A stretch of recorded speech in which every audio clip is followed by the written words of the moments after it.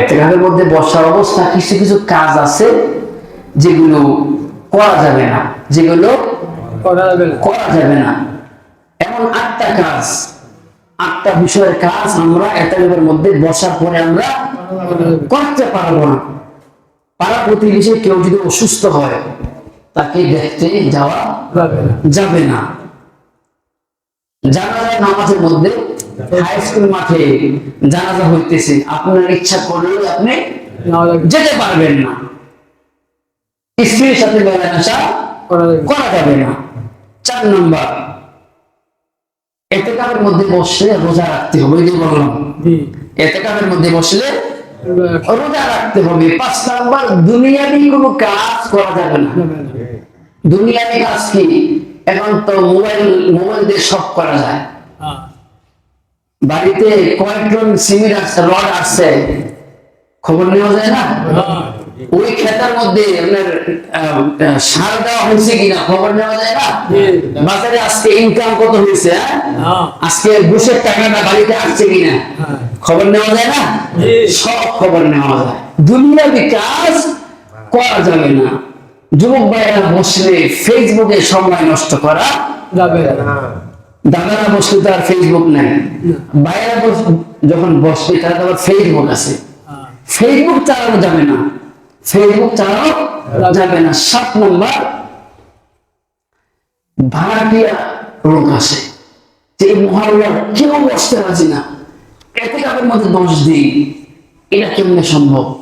এদের সামনে তো গোরস্থান, এদের সামনে কবরস্থান, তারা তো এইখানে ছিল না, এই মসজিদে নামাজ পড়তে মনে আসে নাই, জুমায় মনে আসে নাই, ঈদ মনে পায় নাই, কুরবানির গোশত মনে খায় নাই।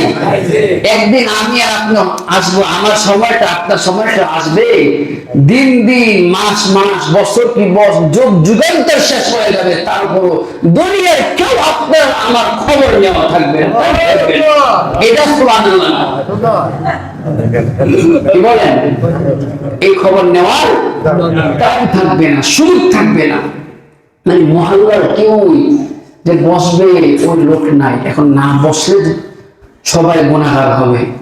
একজনকে ভাড়া করে, একজনকে ভাড়া করে এরা ইতিকাফের মধ্যে বসাইলে এর জিম্মা আদায় হবে না, সবাই গুনাহগার হবে।